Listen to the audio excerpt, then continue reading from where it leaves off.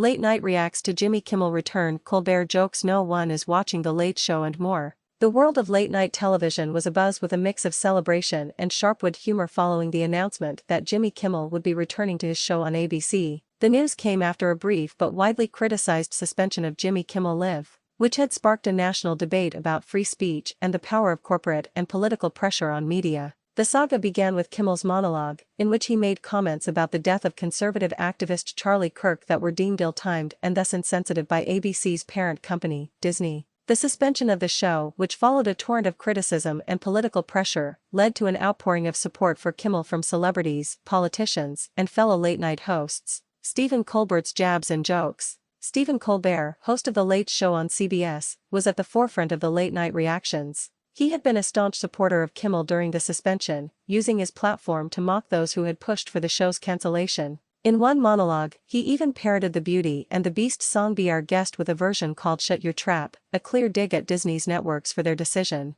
Upon hearing the news of Kimmel's return, Colbert led with a mix of relief and comedic self-pity. "Our long, national, late nightmare is over," he declared, adding that he was so happy for his dear friend Jimmy and his staff. He then, in a characteristically Colbertian move, held up his recently won Emmy for Outstanding Direction for a variety series and quipped, "Plus, now that Jimmy's not being cancelled, I get to enjoy this again." The pinnacle of his humor, however, was a joke about his own show. With rumors and reports circulating about the financial viability of late-night television and the possibility of his own show's cancellation in the future, Colbert said, "Once more, I am the only martyr in late night. Wait, unless, CBS, you want to announce anything?" The joke landed with a poignant mix of humor and a hint of reality about the precarious state of the industry. Seth Meyers and the Late Night Brotherhood. Seth Meyers, of NBC's Late Night, also chimed in with a celebration of Kimmel's comeback. He highlighted the widespread support for Kimmel, noting that even some conservatives had come to his defense against what they saw as censorship.